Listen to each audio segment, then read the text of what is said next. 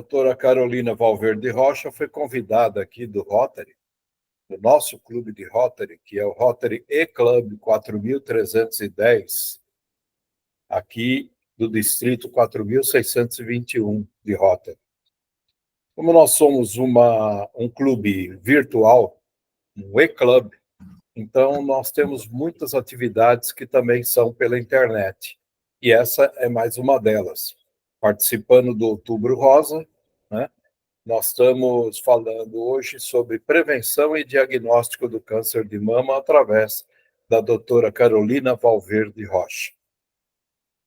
Para nós, os íntimos, Carol, doutora Carol. Doutora Carol é médica formada pela Escola Baiana de Medicina e Saúde Pública, com especialização em cirurgia geral pelo Hospital Santo Antônio, das Obras Sociais de Irmã Dulce, aqui na Bahia. E também formada com especialização em mastologia pelo Hospital Aristides Maltês. Ela é mastologista nos seguintes hospitais: Hospital Santa Isabel, Núcleo da Mama, Itaigara Memorial e Clivale, todos em Salvador, Bahia. Então, agora, passo a palavra à doutora Carol, que irá nos apresentar aí a prevenção e diagnóstico sobre câncer de mama no Outubro Rosa. Boa tarde, doutora. Sinta-se à vontade, a sala é sua. Boa tarde, muito obrigada, Ivan. Queria agradecer ao Rotary pelo convite. Acho que toda oportunidade de falar um pouquinho sobre esse tema é muito válida, é muito importante. Acho que uma vida que a gente impacte numa conversa dessa já valeu a pena, né? Essa reunião no sábado à tarde, acho que vai ser bem proveitosa para todo mundo. Vamos começar, vou passar. O câncer de mama é uma doença muito de alta incidência. 90% dos casos ocorre de forma esporádica, o que significa que são pacientes que não têm nenhum histórico familiar da doença. A gente tem uma estimativa de que no Brasil a gente vai ter em 2024 73.610 novos casos, que significa 66,54 mulheres a cada 100 mil. Né? Estima-se que no mundo, 1 em cada 8 mulheres vai desenvolver um câncer de mama ao longo da vida. E nas mulheres é a segunda neoplasia mais frequente. Fica atrás apenas do câncer de pele não melanoma, né, que é um câncer de pele muito pouco agressivo, né? Então é o câncer que mais mata mulheres no mundo até hoje. Vamos seguindo. Alguns dos fatores de risco para câncer de mama, né, muitas pessoas acham que é só o histórico familiar, e a grande maioria das vezes não é. Né? Além de fatores genéticos, existem fatores que a gente chama ambientais, que são sobrepeso e obesidade, que vão aumentar o risco principalmente no período pós-menopausa. O sedentarismo, né? A gente já tem estudos que mostram que somente sobrepeso e sedentarismo aumentam em até 30% o risco de câncer de mama. Né? A gente associa isso a má alimentação, que a gente tem hoje uma alimentação rica, né, uma variedade e uma facilidade muito grande de acesso aos alimentos ultraprocessados, né, alimentos com gorduras saturadas, alimentos de má qualidade nutricional, que acabam favorecendo o sobrepeso também, acabam favorecendo uma série de outros fatores que aumentam o risco não só de câncer de mama, mas de muitas outras doenças cardiovasculares e de outras neoplasias. O menacme longo, o que é o menacme? É o período em que a mulher menstrua. Então, a mulher que menstruou cedo e que vai ter a menopausa mais tarde, ela tem um risco maior de ter câncer de mama por um maior período de exposição aos estrogênios, né, que são fisiologicamente produzidos nos ovários. As terapias hormonais, né, o uso tanto de anticoncepcionais quanto da terapia de reposição hormonal, a gente sabe que aumenta o risco de câncer de mama. Mas aí a gente tem que abrir um parênteses, né? O uso de anticoncepcionais aumenta o risco de câncer de mama, mas reduz o risco de câncer de ovário. A terapia de reposição hormonal pós-menopausa aumenta o risco de câncer de mama, mas reduz o risco de eventos cardiovasculares, como infarto e AVC, que matam mais que câncer. Então, o que eu acho é que a gente tem que fazer sempre para o uso de hormônios, como para qualquer coisa na nossa vida, um uso racional. Um hormônio bem indicado, o uso de uma terapia hormonal bem indicada é muito válida, nunca vai haver uma contraindicação. Eu acho que o paciente tem que ser informado dos riscos e benefícios para que possa decidir, mas eu acho que a gente tem que ter um uso criterioso, não sou contra o hormônio, né? Eu acho que esse risco relativo aumentado de câncer de mama deve ser colocado numa balança junto com os benefícios dessa reposição, né? Desde que prescrita pelos profissionais adequados, que a gente está tendo atualmente uma onda de uso indiscriminado de hormônio com fins estéticos, e isso sim é algo irresponsável e que a gente não tem ainda uma dimensão completa, a gente vai ter ao longo de alguns anos uma dimensão completa do malefício que isso vai trazer para as pessoas. O consumo de álcool tem relação com câncer de mama, né? A gente está vendo que tem uma relação maior até que o próprio tabagismo para desenvolvimento de câncer de mama. A gente considera que uma dose igual ou superior a uma dose de álcool por dia já aumenta o risco de câncer bastante. Se a gente levar para 3 doses ao dia, aumenta em até 50% o risco de câncer. E existe um risco cumulativo. Se alguém não bebe toda semana e no final de semana bebe o equivalente a isso, né, a uma dose diária semanal concentrada no final de semana, vai ter o mesmo aumento de risco, né? Tabagismo, né, claro, também é um fator de risco, mas ressaltando que para o câncer de mama o álcool é até mais significativo.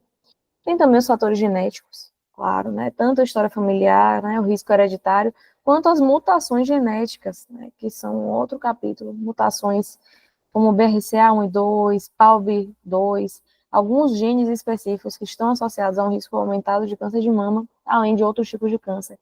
E o sexo feminino, parece óbvio, mas não é. Homem também tem câncer de mama, né? Mulher tem um risco muito maior, né? A gente tem indicação de rastreio para a população feminina, mas os homens correspondem a 1%, um pouco menos de 1% dos casos de câncer de mama.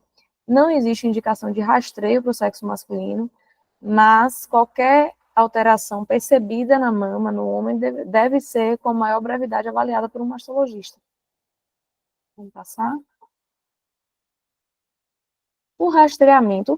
Primeiramente, o que é o rastreamento? O rastreamento é a indicação de exame de rotina em mulheres assintomáticas. Então, assim, são mulheres que não têm risco aumentado para câncer de mama, não tem história familiar, não tem nenhuma queixa mamária, não tem nenhuma alteração perceptível nas mamas. Então, essa mulher que não tem risco aumentado, não tem nenhuma queixa, não tem nada alterado nas mamas, ela vai ter indicação de realizar esse rastreamento anual com mamografia a partir dos 40 anos.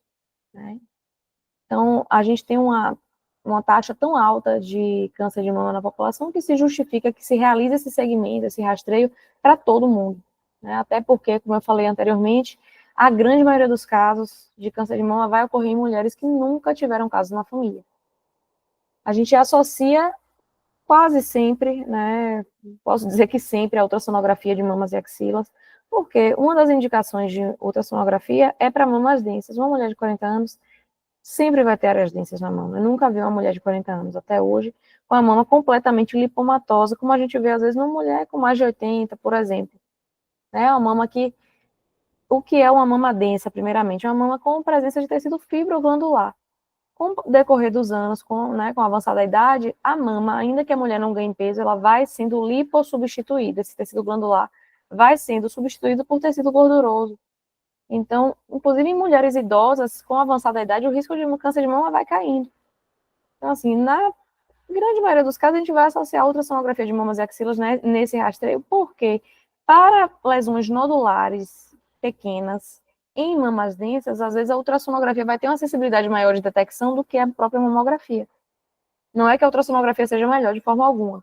Né? Existem lesões como microcalcificações que a mamografia não detecta e somente a mamografia vai ver. Mas quando a gente complementa, né, quando a gente faz uma avaliação com esses dois exames, a gente vai ter uma sensibilidade altíssima e é muito difícil, é muito improvável a gente deixar passar algo se a gente tem mamografia e ultrassonografia de qualidade realizadas.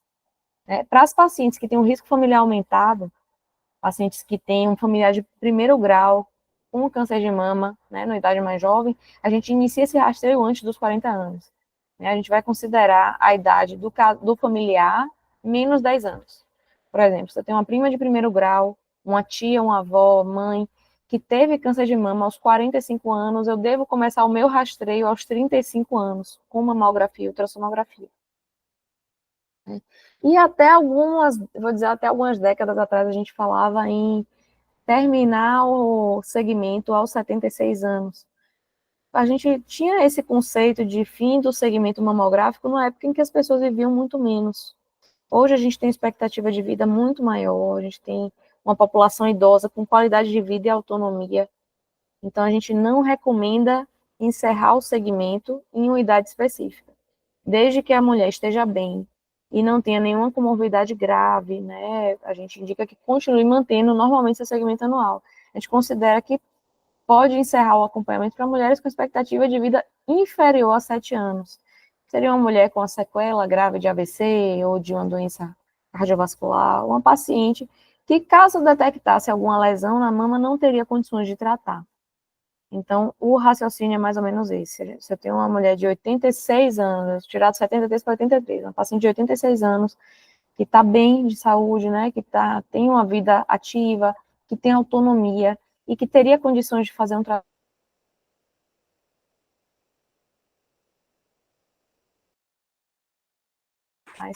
Essa ideia de idade limite. Pode passar.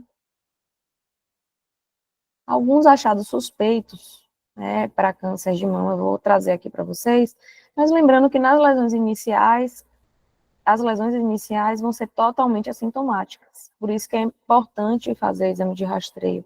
Quando a gente pensa em diagnóstico precoce, né, uma lesão mamária benigna ou maligna inicial não vai dar absolutamente nenhum sintoma.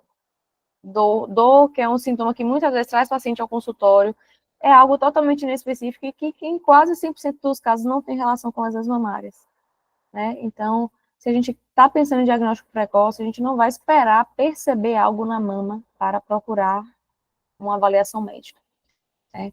Então, alguns achados suspeitos que devem ser imediatamente investigados e que podem acontecer mesmo em mulheres que fazem o segmento adequado, né? A grande maioria dos tipos de câncer, em um período de 1 ano, vai permitir um diagnóstico precoce, mas existem outros tipos que têm um avançar mais rápido e que nesse período de intervalo podem se manifestar.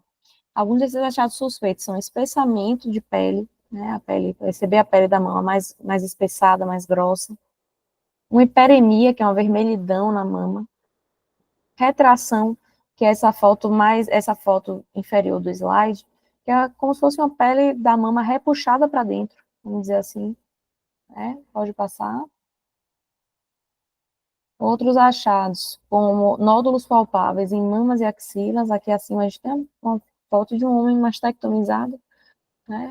Geralmente é o tratamento cirúrgico para os homens, porque como não existe um exame de rastreio, muitas vezes a gente já descobre um câncer que está localmente avançado, ou que está num local que a gente não possa preservar, ela acaba submetendo a mastectomia. Então, nódulos palpáveis em mamas e axilas devem ser prontamente investigados por mastologista, tá? Lembrando que a maioria dos nódulos palpáveis em mulheres jovens é benigno, mas mesmo assim a gente deve, né, investigar qualquer alteração, porque na palpação a gente não tem como diferenciar, a gente vai precisar realizar alguns exames complementares para ter certeza do que se trata, né? E lembrando que existe outra causa de aumento de linfonodo em axila, como a vacinação. A gente tem uma alteração muitas vezes associada a uma vacina, a mulher que toma uma vacina num período de até 3 meses, pode estar apresentando um aumento de volume de linfonodo axilar. É um aumento reacional. Esses linfonodos, qual é a relação desses linfonodos axilares com a mama?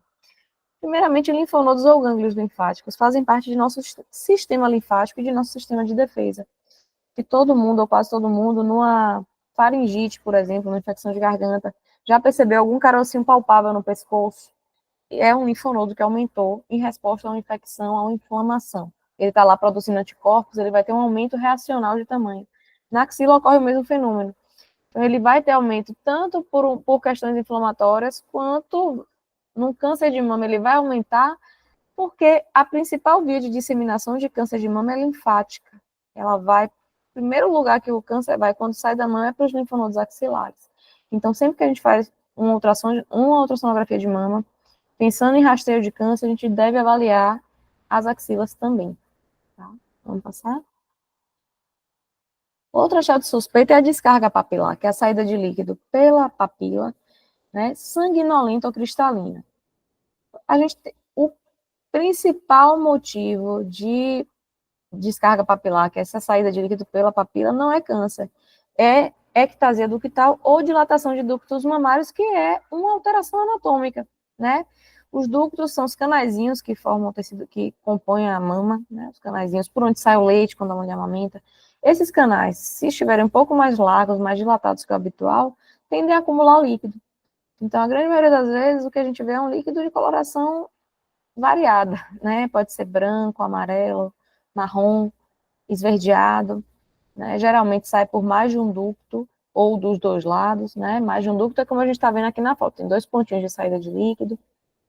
Aí, nesses casos, a gente vai pensar primeiramente em ectasia ductal, mas ainda assim merece avaliação médica, né? Claro, que a gente vê pessoalmente do que se trata, examinar, avaliar e ver se a gente precisa realizar algum exame complementar. Quando a gente tem uma saída de sangue, né, um sangue vermelho vivo, ou um líquido cristalino, como água, né, que a gente chama às vezes de água de rocha, uma descarga cristalina, a gente precisa investigar, porque muito frequentemente tem correlação com lesões mamárias, tanto com lesões malignas, né, quanto com algumas lesões benignas, mas mesmo as lesões benignas que causam isso, geralmente são lesões que têm indicação cirúrgica, né, como o papiloma intraductal. Então, assim, quando a gente tem uma descarga sanguinolenta, não quer dizer que é câncer, mas muito provavelmente é uma lesão que é de tratamento cirúrgico e existe um risco de malignidade associado. Tá? Pode passar. Como é que se dá o diagnóstico do câncer de mama? Seja ele assintomático, identificado nos exames de rotina, ou percebidos através de uma alteração mamária identificada pela própria paciente, a gente vai seguir um passo a passo de investigação. A primeira coisa que a gente vai fazer sempre é a complementação com exames de imagem, mamografia e ultrassonografia das mamas e axilas. A partir desses exames, a gente pode identificar do que se trata, né? Por quê? Porque às vezes aquele carocinho palpado na mama não é nem um nódulo, é um cisto, é líquido. A gente não vai submeter um paciente a uma biópsia, uma corebiópsia, que é uma biópsia de fragmento, de um cisto que não tem nem indicação. A gente vai funcionar, esvaziar o cisto, se estiver incomodando, e está resolvido ali. A partir do momento que a gente tem um nódulo com características suspeitas, né, que é o BIRADS. BIRADS aqui eu coloquei BIRADS 4 e 5, por quê? Todo mundo que já fez exame de mama, seja ultrassonografia, mamografia ou ressonância, a gente vai ter lá no finalzinho do exame um BIRADS, que é uma classificação radiológica, classificação associada à imagem, não é ao tamanho, tá? É ao contorno da lesão, das características da lesão que está sendo descrita ali. Então, o BIRADS, ele vai se dividir de 0 a 6. Vou falar rapidamente um pouco sobre isso, que é algo mais técnico, mas para esclarecer um pouquinho. O BIRADS 0 é um BIRADS inconclusivo, BIRADS 1 vai estar lá quando não tem absolutamente nada alterado, nem mesmo uma madença, nada, BIRADS 1. BIRADS 2 vai ser classificado na presença de cistos, de nódulos antigos, né, nódulos que estão estáveis há mais de 2 anos e que tem aquilo ali documentado, é a opção do médico que faz o exame classificar como 2, né, microcistos agrupados, prótese de silicone, então lesões completamente benignas, né, que não tem nenhuma indicação de investigação, BIRADS 2. O BIRADS 3 é para lesões muito provavelmente benignas, né, com mais de 98% de chance de benignidade, que não tem indicação de punção ou biópsia, incluem os nódulos sólidos, que tenham características radiológicas benignas, incluem agrupamento de microcistos, cistos espessos pós-menopausa, podem ser classificados também nessa categoria 3. E aí a gente começa, BIRADS 4, o que é o BIRADS 4? São lesões que têm alguma alteração que foge aos critérios dos BIRADS citados anteriormente, né? Foge aos critérios mais comuns de benignidade. No BIRADS 4, a gente tem, na maioria das vezes, lesões benignas, né? Mas são lesões que têm algum risco de malignidade. e se divide em 4 ABC. Então, mas em todos os casos, vai ter indicação de estudo com biópsia, né? Com essa biópsia de fragmento, que vai fazer uma avaliação histológica mais completa. E, idealmente, são nódulos que devem ser operados, né? A gente sempre faz a biópsia primeiro, para ter certeza do que se trata, né? Se é um câncer ou não, porque muda a cirurgia que vai ser indicada. E o BIRAD5 são lesões com alta suspeita de malignidade, né? Com alta probabilidade. É a mesma indicação de biópsia, né, mas são lesões que têm um aspecto muito mais suspeito. BIRAD6, que é o último, a gente só usa em casos em que já tem uma biópsia indicando que a lesão é câncer. E a paciente, por qualquer razão, foi submetida a um exame de imagem, né, após isso, antes do tratamento. Então, vamos passar.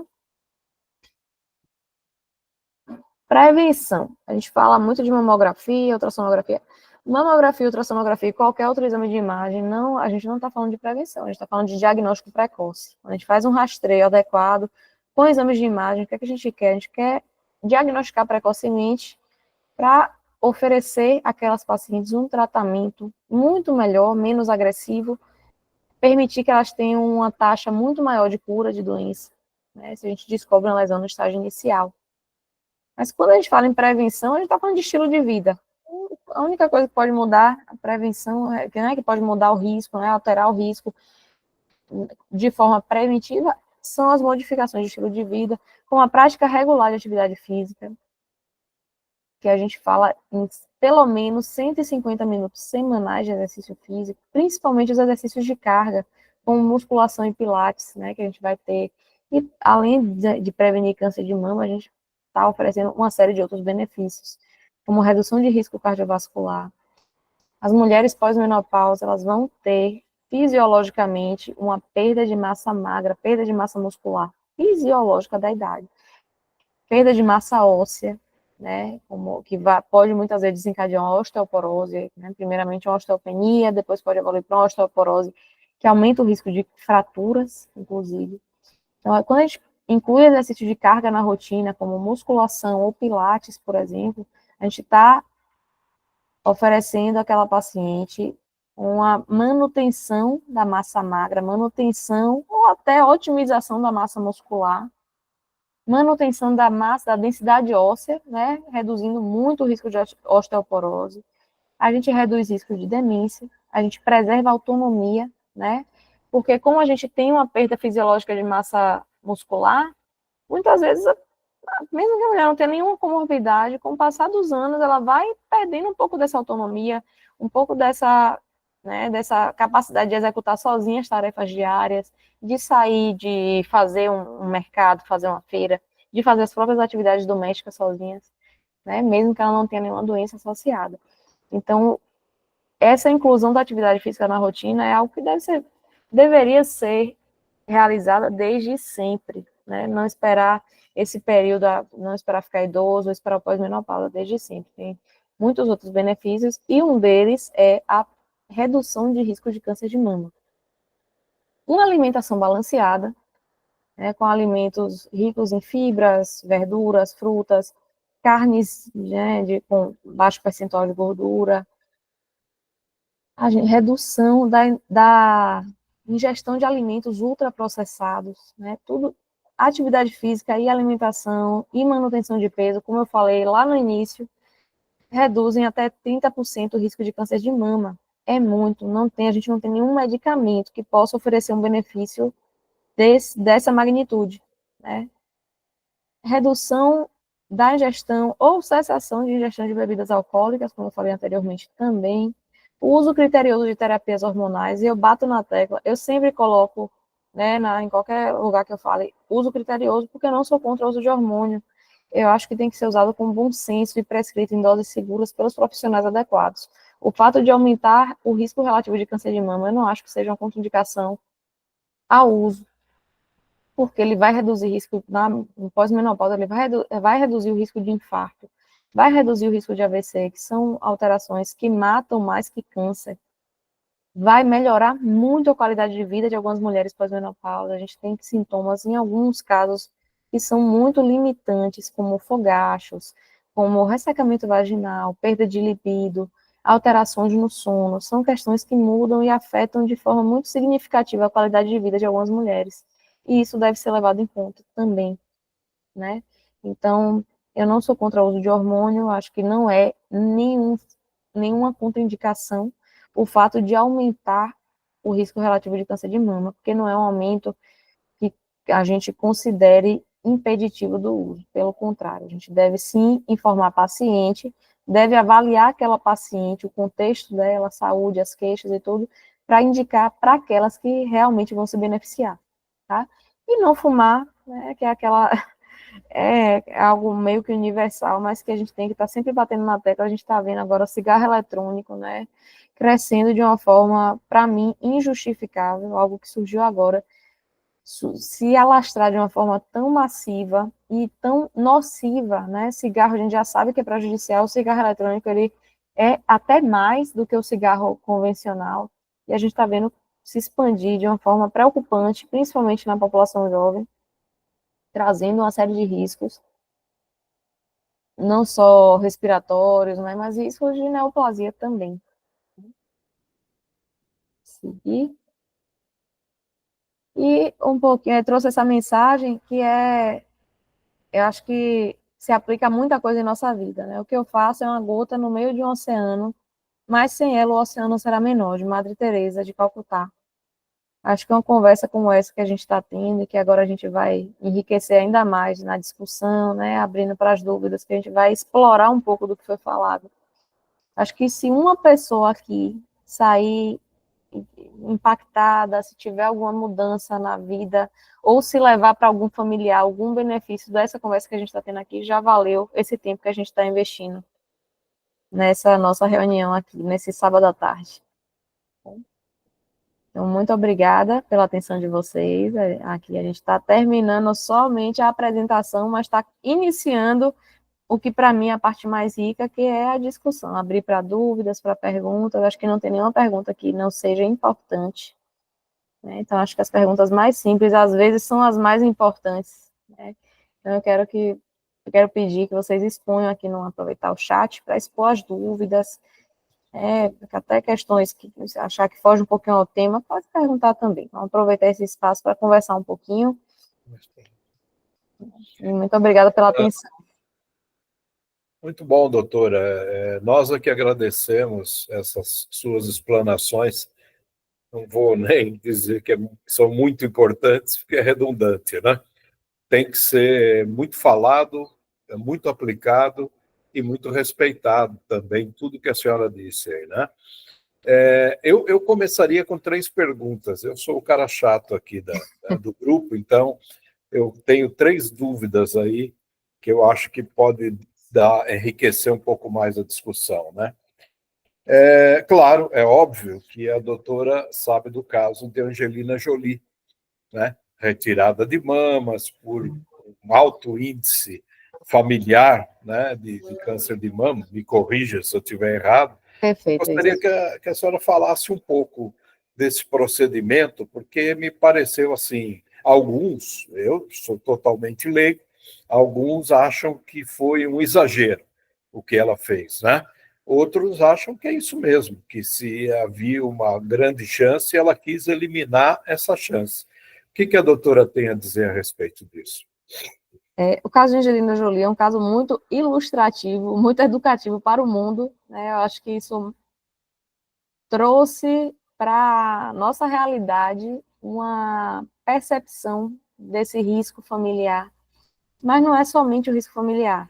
Angelina Jolie ela foi submetida ao teste genético, né? E foi identificada a mutação BRCA, que é uma das mutações genéticas que está associada ao aumento de risco de câncer de mama, né? Né?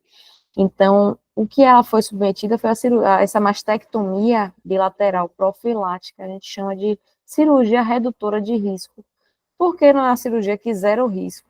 Né? A gente redutora, mas não zera, mas quase zera o risco. Por que não zera? Porque na gordurinha do subcutâneo que está ali embaixo da pele, a gente tem entremeado células de tecido mamário. Então, a mulher que foi submetida à mastectomia pode desenvolver um câncer de mama naquele lado já alterado, em que a mama já foi retirada. Mas é muito raro.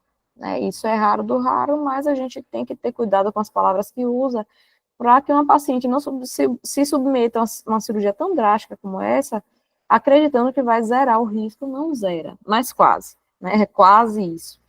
Então, em alguns casos, existem algumas mutações, como a BRCA1 e 2, como a PALB2, que apresentam um risco tão alto de desenvolver câncer de mama que se justifica a indicação de uma mastectomia redutora de risco, essa cirurgia que a Angelina Jolie fez. Né? Existem pacientes ainda que se submetem a depender do risco, pacientes que tiveram câncer de mama e que têm uma mutação detectada, se submetem à oforectomia, que é a retirada dos ovários, também profilática, para reduzir essa exposição aos estrogênios, né, e reduzir o risco de novos casos de câncer. Então, esse caso, eu acho que abriu um pouco os olhos de toda a população para essa importância. E quando é que a gente vai indicar esse estudo genético, né, que é o grande ponto? O que a Angelina Jolie fez? Pelo risco familiar. Mas para quem está indicado esse estudo? Para pacientes, a gente vai pensando em pacientes que tiveram câncer de mama, são pacientes que tiveram câncer de mama. Até algum tempo atrás, a gente indicava abaixo de 50 anos. Já tem estudos mais recentes que mostram que deveria se testar abaixo de 65. Então, a gente vai pegar uma parcela muito maior. Mas é algo que ainda está um pouco fora de nossa realidade. Se abaixo de 50 a gente não está conseguindo submeter todo mundo ao teste, quem dirá abaixo de 65? É algo que no SUS ainda é muito, muito, muito pouco disponível, né? Na Bahia, quase impossível. Tem Goiás, se eu não me engano, acho que já conseguiu incluir na rotina do SUS. Goiás tem um trabalho fantástico, né, em relação a câncer de mama. Foi feita uma linha de cuidado que é modelo, que é sempre tem sido exposta nos congressos.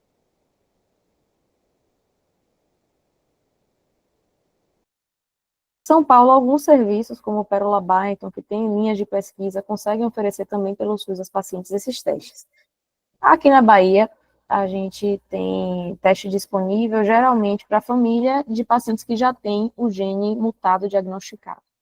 A gente vai indicar para pacientes que tiveram câncer de mama, voltando às indicações, né? Abaixo de 50, idealmente, no mundo ideal, pensando em futuro, abaixo de 65 anos, pacientes que tiveram câncer de mama triplo negativo, que é um tipo bastante agressivo de câncer, que não tem expressão de receptores hormonais, nem do receptor R2, é um detalhe a nível molecular que o médico que estiver acompanhando essa paciente vai saber indicar, e casos de câncer de mama em homem, também, em qualquer idade, né, tem que ser submetido a teste genético, são algumas das indicações. Então, idealmente, você vai testar quem teve. Se a paciente que tiver alteração genética, está indicado testar toda a família. Se a paciente, por qualquer razão, não foi submetida ao teste, tem indicação de testar a família, né, porque eu não sei se ela tem uma mutação ou não. Então, se eu atendo uma paciente que tem uma prima de primeiro grau, que teve câncer de mama com 40 anos, ela não sabe informar, ou a familiar não fez o estudo genético, eu peço esse teste genético, esse painel genético, porque ela é minha responsabilidade. Então, assim, diante do risco de existir uma mutação, a gente deve testar, porque isso muda bastante nosso segmento. Tem pacientes que têm indicação de ressonância anual, tem pacientes que vão ter indicação de fazer uma cirurgia redutora de risco, como a que a Angelina Jolie fez, né? Tem pacientes que vão ter indicação de fazer outros exames de rastreio que não são da mama, porque existem genes que aumentam o risco de outros tipos de câncer, como o câncer de intestino, por exemplo, né, que é um câncer de alta incidência também, né? Para quem não sabe, a colonoscopia é um exame indicado para todo mundo a partir dos 45 anos, pelas altas taxas de câncer de cólon e reto que a gente tem na população, mas que a maioria das pessoas não faz. Então, em alguns casos de mutação, está indicado iniciar mais precocemente esse rastreio com colonoscopia, entre outros exames, né, que podem ser indicados de acordo com o que haja de alterado nesse painel genético. Muito obrigado, doutor. Esclarecido, bem esclarecido, diga-se de passagem.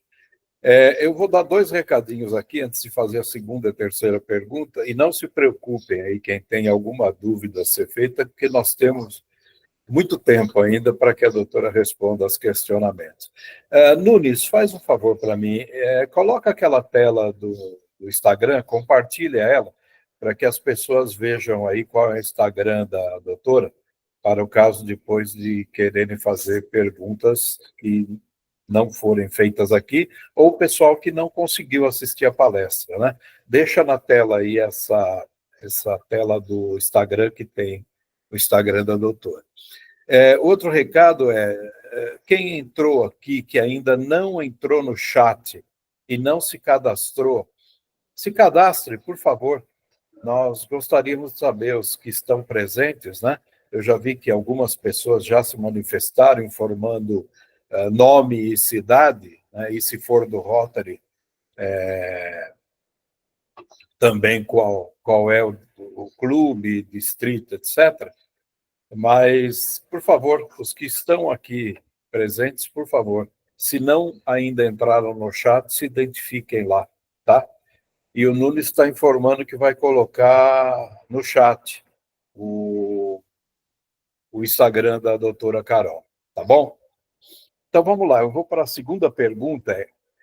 Nós tivemos uma amiga da família, na década de 80, que ela tinha dinheiro, tinha posses, ou seja, não era rica milionária, mas era uma diretora da Kodak. Na época, a Kodak era uma potência, né? E ela era diretora da Kodak, o marido dela era diretor de outra empresa, então dinheiro não era problema para eles. E a família tinha um histórico terrível de câncer de mama, especificamente de mama.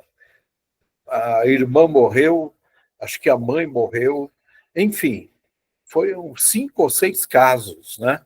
Naturalmente, nós estamos falando da década de 80 e nem se cogitava questões genéticas nesse caso, né? Não havia ainda testes genéticos, mesmo que ela tivesse dinheiro para fazer. Mas claro que ela, consciente desse problema na família, ela buscou os médicos especialistas, mastologistas da época e tal, e a recomendação deles, olha, faça um teste a cada 6 meses, né? Faça a mastologia, a mamografia, enfim, faça tudo quanto é teste possível a cada 6 meses. E ela realmente, religiosamente, fazia isso, né? Entre um teste e o outro teste, ela teve o câncer de mama, foi detectado, já era avançado e faleceu. Em 6 meses, período de 6 meses. Foi gravíssimo, né? Foi aquele caso assim que chocou todo mundo. Ela deveria ter feito testes com menor frequência ou era uma fatalidade que não tinha como evitar, doutor? Às vezes não tem como evitar, né? A verdade é essa, porque o que acontece? O teste genético, a gente tem um painel genético ampliado, que inclui até outros tipos de câncer. Sempre existe um painel para câncer de mama e ovário, e um painel ampliado que vê outras mutações para outros tipos de câncer também, né? Além dos genes que aumentam o risco para vários tipos. Esse painel ampliado tem atualmente 101 genes, né? Um dos painéis ampliados que a gente mais usa tem 101 genes. A gente não tem mapeados ainda todos os genes, né? Todos os genes que são associados a risco aumentado de câncer. A cada época a gente descobre alguma coisinha nova. Então, se eu tenho uma paciente minha que tem 2, 3 irmãs com câncer de mama, a mãe teve câncer de mama e vem com teste genético negativo, ela continua sendo uma paciente de alto risco familiar. Uma paciente que a gente não vai de imediato indicar, por exemplo, uma mastectomia profilática, mas vai se conversar sobre, né?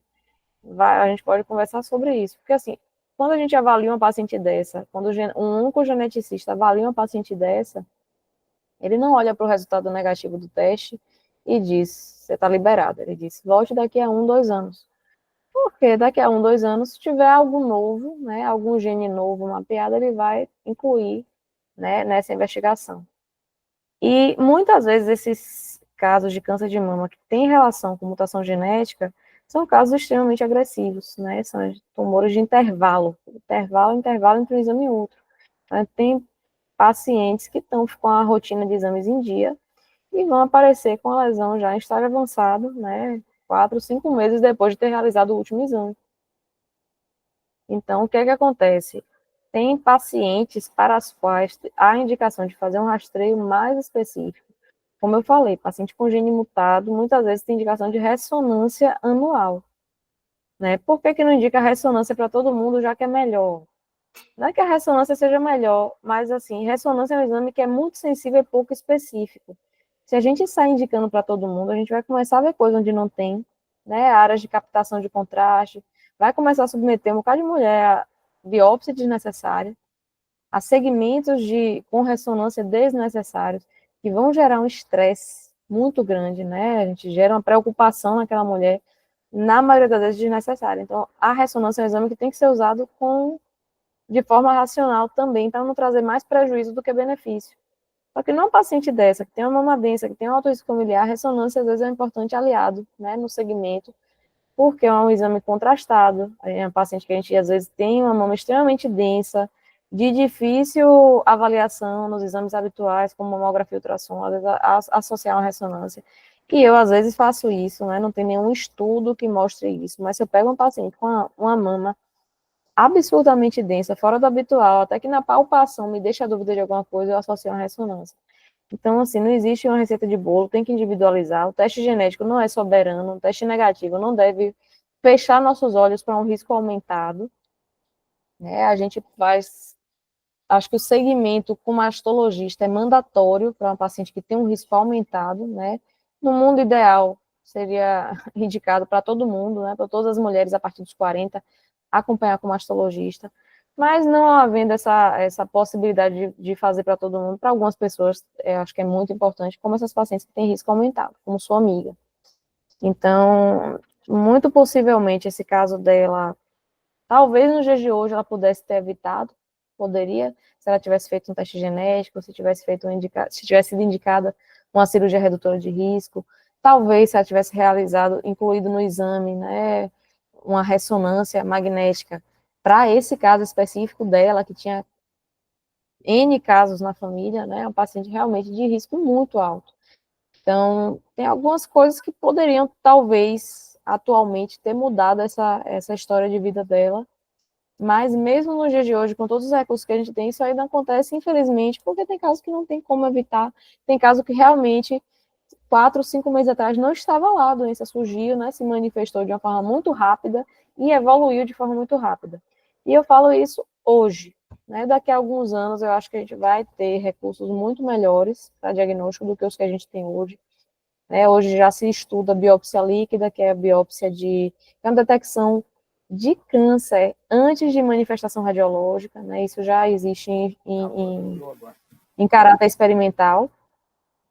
O que muitas vezes é usado de forma inadequada são os marcadores tumorais, né? A gente tem, às vezes, uma solicitação totalmente equivocada de marcador tumoral em exames de sangue de rotina. Marcador tumoral não dá diagnóstico, ele dá dor de cabeça. Ele serve, na prática, para segmento de pacientes com diagnóstico de câncer, mas eles não são exames específicos, então existem outras coisas que podem causar elevação de marcador tumoral. Então, se eu peço um marcador tumoral para uma paciente que não tem câncer, e aquele marcador, por qualquer outra razão, vem alterado, eu acabei com a paz daquela mulher. Ela vai ser submetida a trocentos exames, muitas vezes não tem nada, ela vai ficar achando que tem câncer aí por anos, até que se convença de que não vai ter nenhum problema. Então, respondendo a sua pergunta, talvez hoje pudesse ter sido evitado, mas existem casos em que ainda hoje, com todos os cuidados, a gente não consegue, né, evitar que ocorra. A gente consegue reduzir bastante o risco, mas 100% ainda não chegamos lá, né? Um dia, quem sabe. É verdade. A evolução da medicina e de outros campos também está sendo uma coisa bastante notória e importante, né? Realmente, 1980, 85, 84, não tinha mesmo esses recursos. Ela tinha a capacidade financeira, mas não havia a resposta tecnológica e avançada para poder fazer coisas que, se ela tivesse condições, faria o que a Angelina Jolie fez, por exemplo, Perfeito, né? Mas não perfeito. teve condições. Não se tinha nem esse conceito, né, na época, na verdade, de cirurgia profilática, cirurgia redutora de risco. Exatamente. épocas totalmente diferentes, né? É. Vou fazer minha última pergunta aqui, depois vou deixar para ver quem mais tem dúvidas aí, né?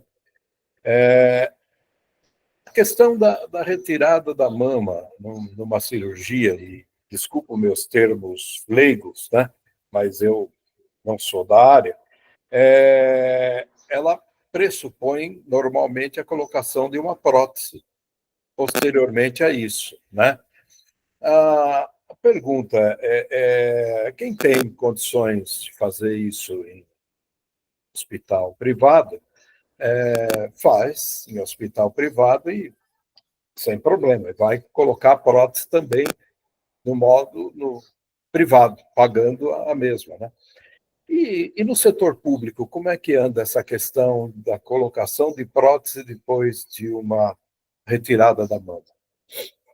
Bom, o SUS, as propagandas governamentais adoram expor que a mulher é um direito da mulher, reconstrução imediata, nos casos de mastectomia por câncer de mama, mas a grande verdade é que no pacote, né, que o hospital recebe, não está incluído o valor da prótese, né? Então, esse pacote de reconstrução que eles dão para todos os hospitais, para reconstrução mamária, não inclui o valor da prótese, que é um valor expressivo, né? Não é material barato. Então, o que é que acontece? Eles pressupõem que o cirurgião vai fazer um retalho muscular, que são cirurgias muito mais extensas e que às vezes não teriam necessidade, para fazer somente um retalho muscular no intuito de uma cirurgia reparadora, e às vezes nem esteticamente e nem pensando no bem-estar da paciente é a melhor opção. Muitas vezes a melhor opção é a reconstrução com prótese. A gente tem isso disponível no SUS, mas os hospitais que oferecem essa reconstrução com prótese estão arcando, né, de outras formas com esse custo. Né? O custo não vai para a paciente de forma alguma, porque isso é inclusive ilegal, né, que um paciente no serviço SUS arque com qualquer despesa. Mas existem hospitais, por exemplo, aqui na Bahia, como o Hospital Aristides Maltês, como o Hospital da Mulher, que realizam a reconstrução com prótese, mas aí o administrativo tem que fazer uma dança das cadeiras para tirar esse dinheiro da prótese de algum lugar, né? Esse dinheiro está saindo de outro lugar, não está sendo da verba que está sendo repassada para esse tratamento, né, que não inclui a prótese. Existem outros serviços que não conseguem fazer isso. Né, serviços maiores, que tenham, né, um capital maior, uma verba maior, um orçamento maior, conseguem fazer isso, mas outros não. Serviços menores, né, não, às vezes esses serviços de cidades do interior, que tem um volume muito menor de pacientes e um volume menor de dinheiro, né, um volume menor de orçamento, um orçamento menor entrando, não vão conseguir oferecer isso. Não é que o hospital seja pior que o outro, não é que o gestor seja pior, é porque às vezes não dá mesmo, o hospital não tem recurso para aquilo. Então, a situação no SUS é essa. Mas todas as pacientes têm acesso a tratamento nesses hospitais, o que às vezes elas não têm é a informação de que essa reconstrução com prótese poderia estar sendo feita, né, em outro lugar, em outro hospital, que está arcando por conta própria com aquela despesa. Entendi. De uma certa forma, a minha pergunta foi um pouco capciosa, porque a menos que eu esteja muito enganado, parece que eu ouvi falar de ONGs que disponibilizam esse dinheiro para que ela fizesse a reconstrução. É verdade isso? Existem doações, né, de algumas instituições, e existem doações de pessoas, né, da sociedade civil para alguns hospitais, mas não é algo, o fluxo de doação não é um fluxo constante, né, então não é algo com que o hospital possa contar para ter seu fluxo de compra de prótese e manter essa assistência aos pacientes. Eles dão o seu jeito, né, cortam de outro lugar, né, são os serviços que geralmente acabam tendo uma gama de serviços oferecidos, acabam recebendo, às vezes, mais do que precisam em outro setor e redirecionam a verba para aquela finalidade. Mas é basicamente isso. As ONGs, existem ONGs, assim, pessoalmente não conheço. O que eu vejo são algumas instituições privadas mesmo que financiam algumas coisas, né? Por exemplo, no Aristides Maltês, para quem não é da Bahia, é nosso maior hospital de câncer aqui. E junto com alguns grandes serviços de São Paulo, do Rio, geralmente tem entre os que mais opera câncer no país. A gente teve lá no hospital, fui residente de lá, a gente teve todo o serviço de mastologia reformado pela Avon, né? E a Avon é uma marca de cosmético, né? Uma marca muito voltada para o público feminino. Achei de grande responsabilidade social, né? Essa ação de custear essa reforma. Eles financiam alguns estudos lá para avaliar o perfil de pacientes do hospital, né? Mas até onde eu sei, prótese não está nessa lista de coisas. Eles custeiam várias coisas que são extremamente importantes. Mas essa questão do financiamento das próteses, até onde eu sei, não conheço nenhum serviço que tenha um fluxo constante de doações direcionadas exclusivamente para isso. Então, é uma coisa que geralmente é um compromisso do hospital, dos hospitais que conseguem sustentar isso aí. Não é o que as propagandas governamentais falam, né? Eles omitem esse detalhe importantíssimo quando dizem que toda mulher tem acesso, tem direito à reconstrução imediata, quando submetida. Então, faz parecer, se uma paciente chega num serviço que não dispõe desse recurso, faz parecer que a equipe está sendo negligente e está omitindo um direito básico dela, e não é o caso, né? Muitas vezes não é o caso.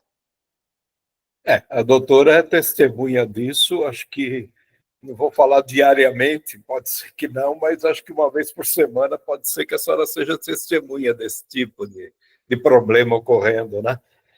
Por isso que está na linha de frente.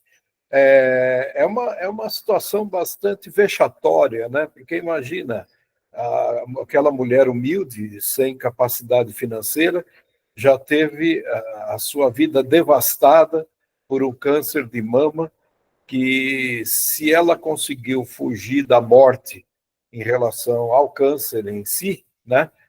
Ela é punida pela segunda vez, né?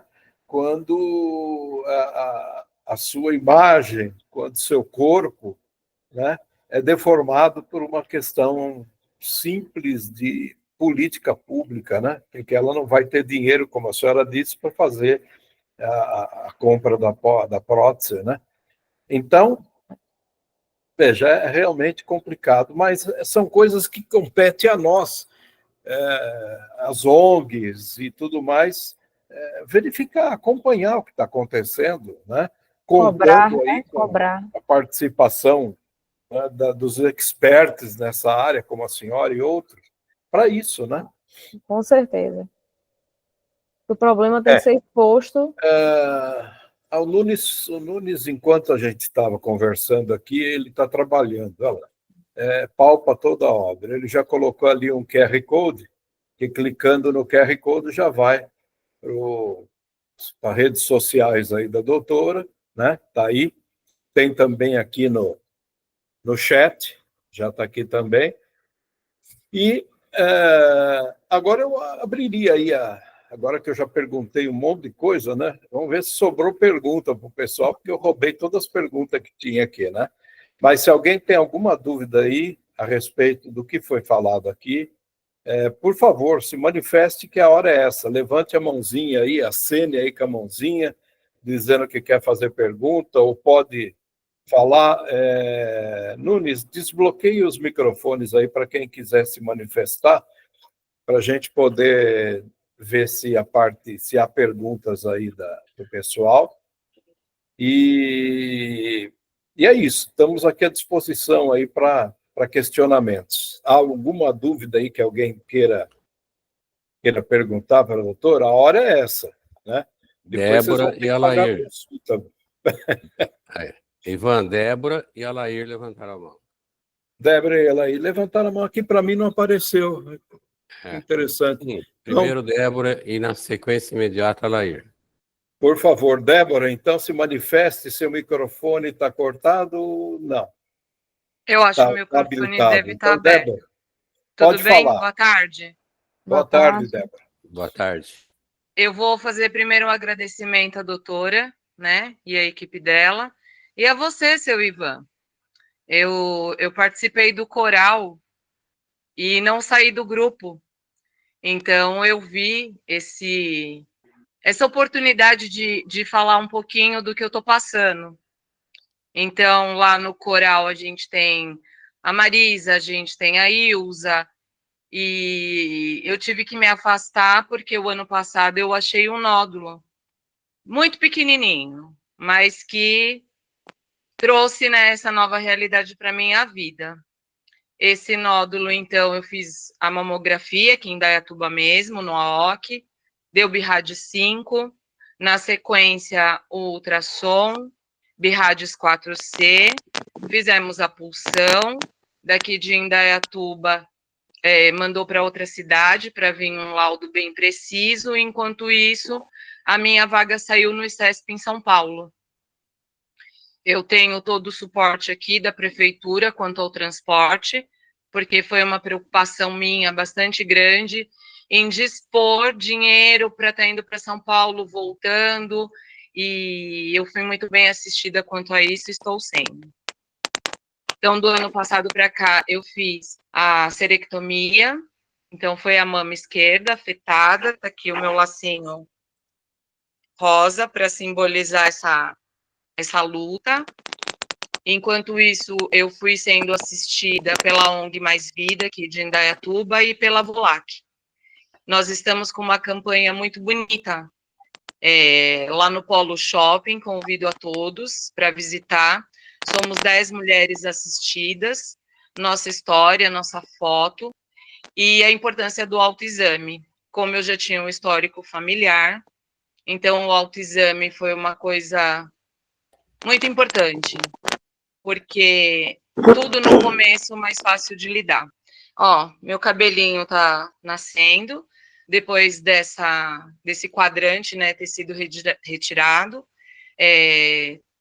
constatou-se, então, neoplasia mamária maligna, aí é um choque, né, para você, mas a cirurgia foi tudo bem, e depois a químio foi bastante impactante. 14 dias após a primeira sessão, você vê seu cabelo cair, a gente tem a fadiga oncológica, alguns mal-estar, né, que acontece, e aí eu pensava assim, um mal menor para um bem maior, tudo que é meu está aqui, e só aquilo que não era meu, que foi retirado. Fiz 15 sessões de rádio, também lá no ICESP, lá nós temos as outras especialidades, então, eu tenho nutricionista, eu tenho psicóloga, eu tenho aqui também nas ONGs essa rede de apoio que se forma. E aí o meu tratamento tá coisas muito boas chegaram a mim através desse fato ruim, dessa coisa triste. E aula de pão, e dança, e nós tivemos um evento aqui maravilhoso na segunda-feira, que foi o desfile, não só câncer de mama, todas as assistidas podem participar, fomos 30 mulheres, e só chegando coisa boa. Então, quando eu vi, né, o seu post lá no WhatsApp, eu falei, eu quero participar, e eu quero dizer que câncer de mama não é mais sentença de morte, que câncer de mama te dá a oportunidade de ressignificar a sua vida, porque aí, através das ONGs, nós vamos às empresas, principalmente agora no Outubro Rosa, para dizer para as mulheres, se amem, se toquem, coloquem aí para a sua família que você achou um nódulo. Eu fiz também o esvaziamento da axila e deu livre, tá tudo bem com os linfonodos, graças a Deus. Mas, num outro exame de cintilografia, achou células aqui atrás do osso do externo. E também tá tudo bem, eu já fiz a químio, eu já fiz a rádio que foi pensada nessa área também. Então, eu ainda me sinto um pouco enfraquecida, que é uma fase normal, né, de todo esse tratamento, né, pesado que a gente passa, mas que tô aqui, tô bem, muito alegre. Eu até comentei aqui com muita gente que eu tive uma doença, mas eu nunca estive doente. Perfeito. Então, gratidão por essa oportunidade as perguntas, né? Às vezes a gente passa por esse turbilhão todo e a gente nem se dá conta de tudo que está acontecendo. Então, agora, mais calma, ouvindo essas explicações, eu entendo o porquê da químio, eu entendo o porquê da rádio, eu agradeço porque não precisei passar por essa perda, né, da mama, tudo que é meu, que eu falei, está aqui. A minha cirurgia foi feita pela borda, na auréola, eu não tenho cicatriz. Mas eu sei que o ICESP, desde o primeiro momento, na primeira consulta, ele já disponibiliza para você, caso necessário, o implante, a parte estética, que influencia muito no nosso psicológico. Com certeza. Então, para quem não conhece o trabalho do ICESP, para quem não conhece o trabalho da Volac, do Mais Vida, gente, vai lá, procura a página, procura saber do que está acontecendo. Nós temos empresas que nos apoiam. Então, um exemplo, brigadeiro na padaria Janine, a verba é agora no Outubro Rosa para a Volac. A campanha de venda de camiseta, porque a Volac não, então, é só câncer de mama, não é só para mulher. Ali você tem histórias de vidas maravilhosas que enriquecem e que aí a gente para de reclamar de coisas pequenas. Então, meu agradecimento a você, doutora. Já fui lá na sua página. Eu só fiz Instagram por causa disso, porque eu não tinha, eu não sei mexer, eu não sei, por exemplo, agora o que eu faço para entrar no chat, eu não sei. E agradecer ao seu Ivan por divulgar, por colocar aí, ó, um homem que coloca solidário a nós mulheres. Então, colocar um outro pequeno detalhe que aconteceu nessa minha trajetória. Casada há 35 anos, quando o meu, né, marido viu lá Birrad 5, ele foi embora. Eu não tenho mais notícia dele há quase um ano. Ele não me assistiu em nada. Só que não fez diferença. A diferença foi a rede de apoio que esteve comigo. Ele que se ausentou não fez falta. Então, parabéns, seu Ivan, a todos os homens que se solidarizam, que estão aí prontos para essa nossa luta. Então, meu agradecimento sincero. Débora, muito obrigada por seu relato. Que relato lindo, forte. Obrigada. Que lindo, lindo, lindo de ouvir mesmo. Eu acho que o fato de trabalhar com câncer tão de perto ressignifica a minha vida todos os dias, né? Eu vejo tantas histórias e um dia dessa semana eu li algo assim, às vezes você tem um bocado de problema, a partir do momento que você tem uma doença, você tem um problema. Então quer dizer que os outros são tão pequenos, e eu vejo isso no dia a dia. O fato de, uma das coisas que eu mais amo em meu trabalho é trabalhar com mulheres. E o que eu vejo muitas vezes são mulheres muito fortes, quase sempre mulheres extremamente fortes, que não se dão conta dessa força até precisarem. Então, são mulheres que às vezes estão confinadas, vou dizer assim, em situações, em momentos de vida infelizes, em casamentos infelizes, em situações frustrantes que estão podando elas de serem quem são, né, de expandirem todo esse potencial. E às vezes é na doença que esse potencial vem à tona, né? Às vezes Eu acho que eu esse sou um exemplo despertar. disso. Porque todo mundo dizia assim para mim, você é muito inteligente, você fala muito bem.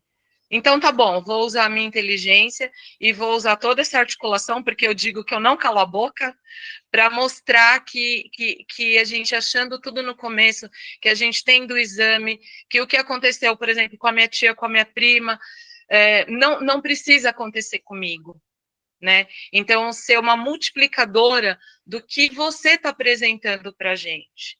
De que, assim, dá medo, sim, a gente chora, a gente passa por um processo traumático, mas olha, estou me achando linda. E é importante chorar, é importante viver, né? Essa dor. A gente não pode achar que tristeza é patológica, a tristeza é parte da vida, né? A gente tem altos e baixos. É importante que essa tristeza saia, porque tudo que não sai cresce dentro de nós, né?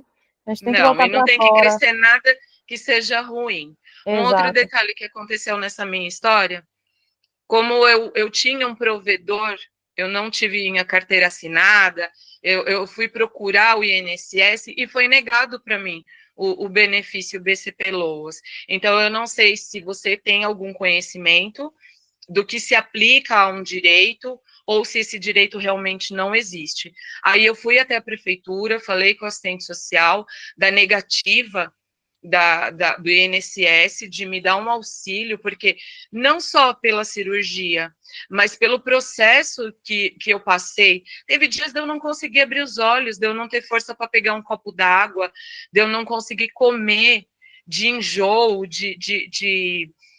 são coisas previsíveis que acontecem durante o tratamento, mas que me foi negado. Então, na prefeitura aqui de Indaiatuba, foi feito para mim o CadÚnico e o NIS, e eu recebi 3 meses depois, levando o laudo, fazendo tudo bonitinho, né, que a gente tem que levar a documentação, foi aberto para mim esse protocolo de recebimento do Bolsa Família. E eu até achava, na minha ignorância, que Bolsa Família era só para quem era mãe, quem tinha filhos pequenos. Mas sou assistida, então, com R$600, que não suprem todas as minhas necessidades, mas que me ajudam muito. Então, se você tiver, fica essa pergunta, alguma coisa a respeito do benefício, porque o que eu ouvi foi assim, mas você pode trabalhar, você não tirou a mama completamente, sua recuperação vai ser rápida. E é complicado, porque assim, a depender do que seja, pode, mas depois de algum tempo, não é de imediato. Você não vai poder trabalhar durante um tratamento oncológico, nem no pós-imediato do tratamento. Então, assim, e nesse tempo, o que é que acontece? Nesse tempo, o que é que vai, esse intervalo de tempo que não é curto, que não é um intervalo de tempo curto, o que é que vai, isso, infelizmente, ainda é uma questão. Né? A gente está vendo tanto dinheiro público sendo esbanjado em algumas coisas e a gente vê essas situações que realmente isso é vergonhoso, isso é injustificável, né? Deixar desassistidas né? Pessoas como a senhora e com outras pacientes na mesma situação. Né? Isso é realmente muito, para mim, é algo muito problemático, muito inaceitável mesmo, né? Mas que acontece por aqui também. Então, eu agradeço a oportunidade de compartilhar a minha história e, mais uma vez, o meu agradecimento. Deixa eu falar mais uma coisa. Realmente, a senhora fala muito bem. Sua presença no Instagram será bem-vinda. Acho que não só para falar de cura. Eu já te segui lá. Vou lhe seguir também. Não só para falar de cura, de todo o seu processo, né, fantástico, mas para falar de amor próprio, de coragem, de tanta coisa boa, de tanta coisa que vai além. A doença foi uma situação, foi uma etapa de sua vida, mas que fez despertar algo muito maior. Então, acho que tem muita coisa a ser aproveitada para ser levada para a sua vida e para de muitas pessoas, né? Que é verdade, possam ser tocadas. Muita coisa maravilhosa chegou para a minha vida. A Volac, ela me dá uma cesta básica, ela me dá uma caixa de leite, ela me dá ovos, e isso para mim passou... Tem alguém ligando uma furadeira aqui agora. E isso acabou sendo para mim, não só por ter essa ajuda, mas o sorriso quando eu vou lá para receber, e o sorriso com que ela entregue, e ter uma aula de panificação para que eu possa gerar renda. Então, eu vou aprender a fazer um bolo, tem um curso de corte e costura, eu vou estar com outras pessoas que estão passando pelas mesmas coisas que eu. Então, aqui ficou eu e meu neto. Eu pago aluguel aqui, e eu não quero ir embora de Indaiatuba. Então, se você não veio ainda conhecer a nossa cidade, venha. Seu Ivan, que participa lá do coral, ele sabe das oportunidades que nós temos aqui gratuitamente. Nós temos festa, a decoração de Natal já está sendo montada. Nós participamos, né, da cantata de Natal, foi muito bonito. Então, essa ausência que eu estou tendo é em função do tratamento, mas eu coloco máscara, corro lá, vejo tudo que está acontecendo, e aqui a gente tem qualidade de vida, a gente tem uma cidade muito, muito amorosa, a gente tem não só essa parte, então, do tratamento físico, mas do tratamento emocional do nosso psicológico. Sim, que maravilha. Se eu tiver a oportunidade, vou conhecer mesmo, viu? Venha, será muito bem-vinda. Obrigada, Débora. Obrigada por tudo. Muito bem, muito bem. Que participação especial foi essa, hein, Débora? Obrigada. Fala a verdade. Débora, tem 3 pequenas observações aqui, porque eu tenho que deixar a Lairzinha falar também. A Laíra é do Rotary Clube de Indaiatuba. A primeira é que os Rotary clubes de Indaiatuba, todos, né? Os vários clubes de Rotary que tem em Indaiatuba, ajudam constantemente a VOLAC. A VOLAC é uma Sim. entidade que apoia, como você falou, sem ver a quem, né? Apoiar a todos sem saber por quê. Importante é o apoio. Então, a VOLAC é isso. Ela realmente tem esse apoio dentro da sua característica, né? E os clubes de Rotary, reconhecendo isso, apoiam a VOLAC, né? Ajudam sempre que possível a VOLAC. O nosso clube de Rotary, que se extinguiu, que acabou há 2 anos atrás, o Rotary Clube Cocais, do qual a Alair, que está aqui participando, também participava lá, ajudou muito o VOLAC, né? E agora que nós estamos aqui em um clube virtual, eu, por exemplo, estou na Bahia, por isso mesmo que eu não estou fazendo parte mais do coral. Fiquei por 13 anos no coral, 13 anos no coral. Então, agora já não posso mais, apesar de que participo do grupo, porque você pode deixar de cantar no coral, mas não deixa de amar as pessoas que estão no coral, né? Então, é isso. E quanto ao que você falou, bom, eu não preciso dizer mais nada. A doutora Carol já resumiu aí toda a sua história. Você faz muito bem em segui-la, né? É muito importante isso. Todos nós deveríamos segui-la, né? Porque tudo que ela faz é em prol da saúde de todos nós, né? Então é isso, Débora, muito obrigado. Vou deixar a Lairzinha falar agora. Um beijo para você também. Alair, a palavra é sua, Alair. Muito obrigado por estar aqui hoje. Olá, boa tarde a todos. Boa tarde. Parabéns, Carolina, aí pela tua palestra, bem significativa e importante para todos nós, e é importante mesmo a gente sempre rever esse assunto. E também parabéns aqui a Débora, né?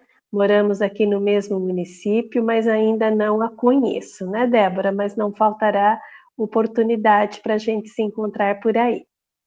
Mas, Carolina, a minha pergunta é a seguinte: nós incentivamos bastante as campanhas no Outubro Rosa, né?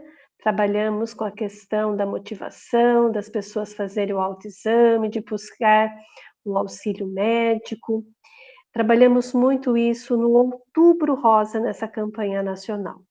A minha pergunta é: lá na ponta, vocês conseguem mensurar os resultados desta campanha, de um modo geral? Ou seja, existe um número maior de pessoas que procuram em virtude das campanhas que são realizadas? Olha, eu não sei se isso existe, se isso já foi quantificado, né? Mas com certeza existem muitos pacientes que são beneficiadas e diagnosticadas por conta dessas campanhas, né? Eu acho que ainda tem alguns pontos a melhorar, né? Pelo menos aqui na Bahia. Eu acho que às vezes demora um pouquinho para dar esses resultados, né? Porque são volumes de exames, um volume muito expressivo de exames realizados. Mas o que é que acontece? Quando existe uma alteração na mamografia feita numa campanha, eles recrutam a paciente para fazer uma ultrassonografia dirigida e para fazer a biópsia. Então, eles conseguem colocar a paciente num fluxo de segmento. Mas por que eu falei que demora um pouquinho às vezes? Porque se não der uma alteração suspeita, às vezes demora de dar o resultado, demora 1, 2 meses para dar um resultado. E para um resultado de exame eu acho um tempo, né, um pouco longo. Mas as pacientes que eu vejo que estão se beneficiando mais dessa campanha são pacientes que habitualmente não estariam fazendo segmento médico. Né? Então a campanha é fundamental para pegar esse nicho, né, essa população que não está fazendo o rastreio adequado. Os pacientes que fazem rastreio, elas vão estar fazendo, já tem data, geralmente já sai do consultório com o exame pedido para o próximo, né, daqui a 6 meses, daqui a 1 ano, a depender do caso. Então já tem uma rotina pré-estabelecida, já tem data para fazer os próximos exames. Mas a gente tem, e aí não é na Bahia, no Brasil inteiro, uma grande quantidade, um grande percentual de mulheres que ainda não faz os exames com a frequência adequada. Então, essas pacientes são muito beneficiadas com a campanha. Não só no serviço público, né, que tem acesso a esses exames, mas até no serviço privado, que são impactadas pela campanha do Outubro Rosa e se atentam a procurar investigação, e isso eu vejo em consultório. Né? Às vezes lembrou de fazer por causa das campanhas que tem visto. Realmente, é um mês que o consultório fica bem cheio. Essa semana eu tive uns dias sem almoçar, porque não deu tempo, porque vai chegando extra, vai chegando. E eu acho ótimo que isso aconteça, né? Porque Sim, claro. são oportunidades que a gente tem de estar assistindo da melhor forma essas mulheres. Né? Eu sempre tento, quando possível, investigar se o resto dos exames, se o restante dos outros exames estão em dia, né? Porque o de mama é muito importante, mas o preventivo é super importante. A colonoscopia a partir dos 45 anos é super importante. É difícil eu ter um dia sem pedir uma colonoscopia, porque eu vejo que minha paciente está na idade de fazer e não faz. Né? Câncer de coloretal tem alta incidência em nossa população também, então todo mundo tem que fazer. Se tiver normal, é um exame que é feito a cada 5 anos. Então a gente acaba estendendo um pouquinho, né, para outras necessidades. Mas, respondendo a sua pergunta, eu acho que o Outubro Rosa mobiliza de várias maneiras, né, impacta de várias maneiras, não só por oferecer o acesso às pacientes que teriam maior dificuldade em fazer esses exames, mas por despertar nas mulheres que já têm acesso e não utilizam, né?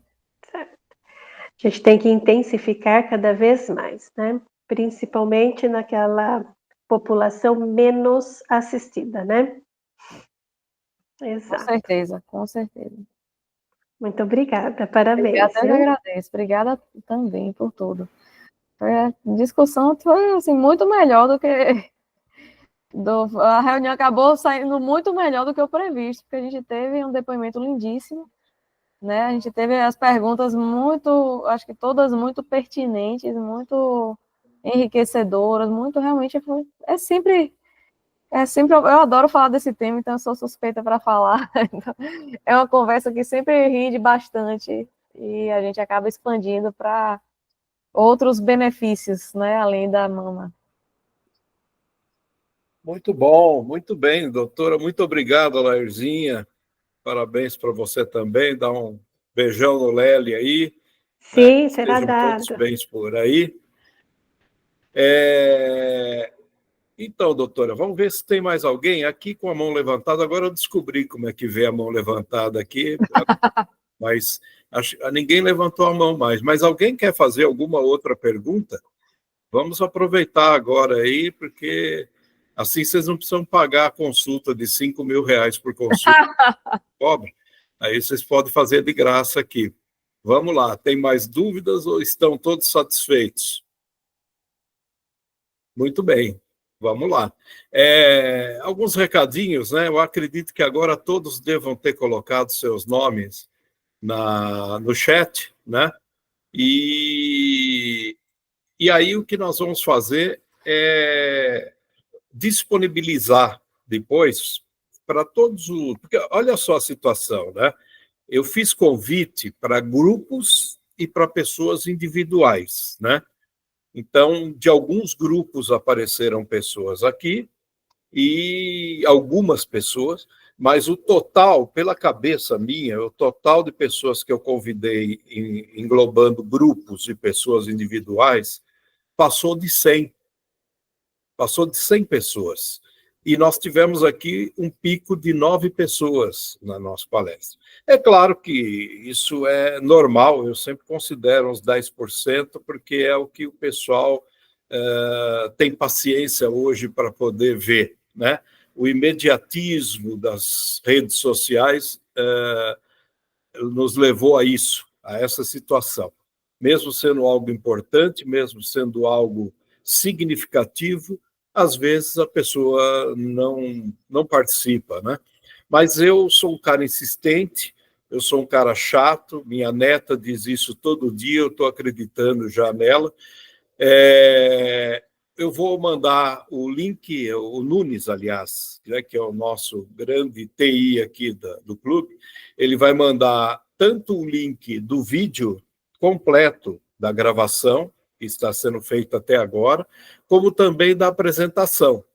Então, a chamada que eu vou deixar é: aqui está o vídeo de tudo que você perdeu na palestra que você não assistiu. Mas, se você não teve paciência para ver ela online, você também não vai ver ela offline. Então, está aqui a apresentação que a doutora deixou, que em menos de 10 minutos você vai tomar conhecimento de muita coisa. E quem sabe, depois de ver a apresentação, você vai querer assistir toda a palestra. É o que eu vou tentar fazer, né? É o que me cabe fazer. Débora, eu tenho só um recadinho para você que eu não deveria dar, porque eu estou me intrometendo na sua vida particular, mas eu sou um entrão mesmo, então eu vou dizer. Débora, você disse que você não se prejudicou com a saída do seu marido quando do início da doença, né? Eu já não teria dúvida a respeito disso, só nas suas primeiras palavras e como você está feliz e demonstrou essa felicidade aí. Mas uma coisa você esqueceu de dizer, que, na verdade, quem saiu perdendo, com certeza foi ele, e não você. Essa que é a ideia, né? Então, vamos lá, bola para frente, porque atrás vem gente. É isso que nós temos que fazer. Então, tá aí.